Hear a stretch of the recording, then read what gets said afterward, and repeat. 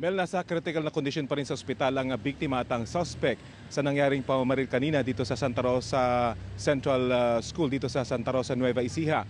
Ang mga estudyanteng nakasaksi naman sa krimen tinutulungan daw ngayon dahil sa traumang dulot ng insidente.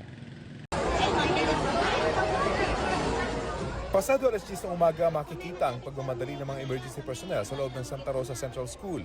Dalawa umunong binaril ang itinawag ng eskwelahan. Ayon sa Santa Rosa PNP, alas 10 ng umaga kanina nang makapasok ang 18 taong gulang na suspect sa eskwelahan at binaril ang kanyang 15 taong gulang na dating kasintahan. According po sa guard, nung una pinigil niya, which is napigilan naman, then inantay niya siguro na maglabasan yung ibang students, sumabay doon. So hindi na na-notice nung security guard na nakapost doon. Pagdating sa classroom ng biktima, pilit daw pinalalabas ang suspect ang dating kasintahan. Nang hindi ito lumabas, dito na raw pumasok ang suspect, binaril ang biktima at saka nagbaril sa sarili. Ang nakita is upper part po ng katawan, which is probably neck at ulo. So waiting pa tayo sa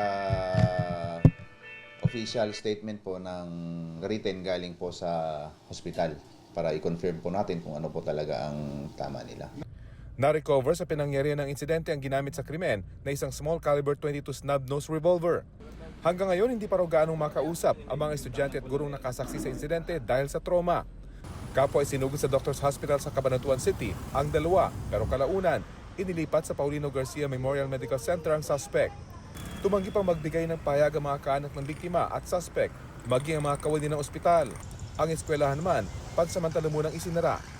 Ayon sa panggaming gwardiya na nakausap ng GMA Integrated News, sinisita nila mga hindi estudyante sa eskwelahan na gustong pumasok, pero hindi raw sila nagsasagawa ng pagkapkap. Kung lisensyado po kaming gwardiya, pwede kami kumapkap ng tao.